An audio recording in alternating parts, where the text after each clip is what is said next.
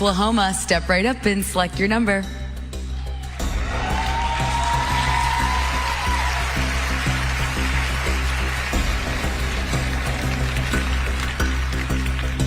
Judge number 4.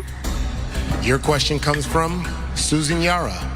Hi there, congratulations. Hi, thank you so much. So we're all using apps these days, and several popular apps collect personal data from users and sell it to third parties. Does this influence your decision to use them? Why or why not? It actually does, because I feel like I want my privacy respected. I want the privacy of my family, my loved ones. And as a leader, as a representative of Oklahoma, I want their privacy respected, and hopefully one day as Miss USA. So that has deterred me when I found out that TikTok, for example, had spyware. People were hacking into people's phones. They had access. That definitely made me hesitant to download it.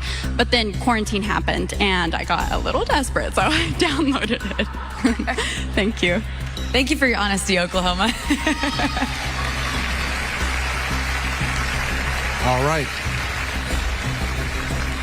Mississippi, come forward.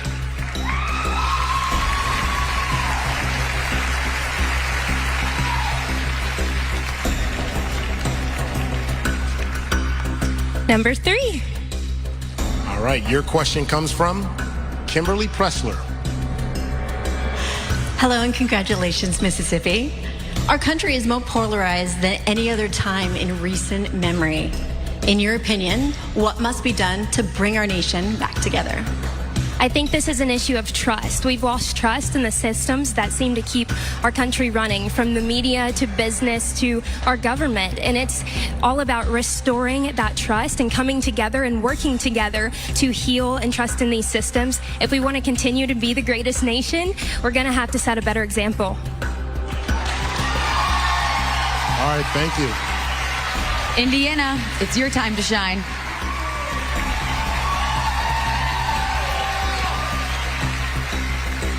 Judge number 6. All right, your question comes from Lynette Cole. Hi, and congratulations. Thank you so much. My question for you tonight is, according to a study, only a third of Americans could pass the U.S. citizenship test. Why is that? And what can we do to fix it? I think it's because as Americans, a lot of people are entitled. They think just because they're born here, they have every right to live here. And that's not the case. I think it's really important that we study up on our country. We know what happens. I mean, we had the Black Lives Matter movement where so many people didn't understand the systematic racism that happens right here in our country. We need to do better. We need to learn about our country to progress it and move forward for a better future. Thank you, Indiana.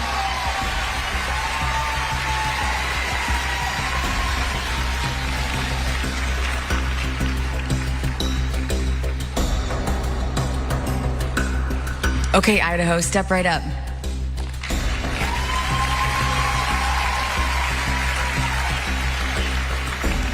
Judge number 1. All right, your question comes from Gloria Mayfield Banks. Congratulations, I'm thrilled for you. Thank you. Recent protests have advocated for police reform. Do you agree? And if so, what steps need to be taken?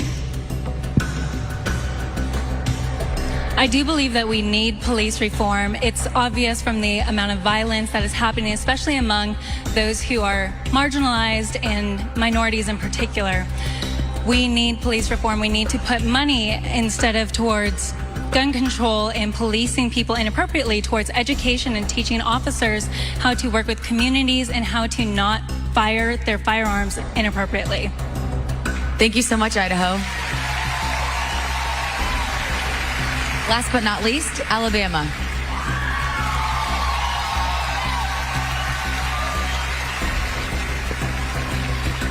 Judge number 2. Congratulations, Miss Alabama. Thank you. As more and more people are getting their news through social media, do platforms have a responsibility to fact-check posts, or will that ultimately suppress speech? I I don't think that will ultimately suppress speech. We need to ensure that Americans are getting the truth. A lot of Americans are learning their news from social media, and that's the only outlet that they have to get their information. And if they're spreading false information, that can be a huge, huge problem for our country. So we need to ensure that the things that people are posting online are true and accurate, but we also need to ensure that the people who are fact-checking those are on both sides of the parties, so there is no bias. Thank you, Alabama. Now, I'll tell you, that's exactly why you guys